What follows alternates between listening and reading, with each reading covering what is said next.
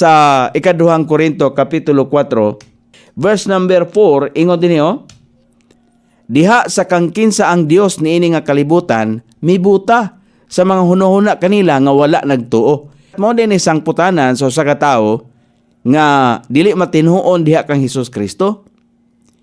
Mabutaan siya, so ang yawa diay pwede nga makabuta sa hunahuna sa tao na diha sa kangkinsa ang Dios niini nga kalibutan mibuta sa mga hunahuna kanila nga wala nagtuo.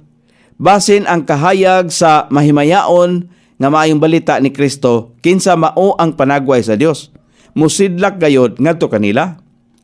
So nagisgot kini nga gipahayag sa mga mithi, opinyon, tumong, paglaom o panglantaw sa kadaghanang mga tao.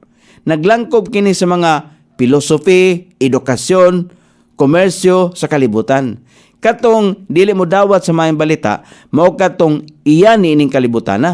Dili nila gusto nga biyaan ang kalibutan aron makadawat niini nga maayong balita.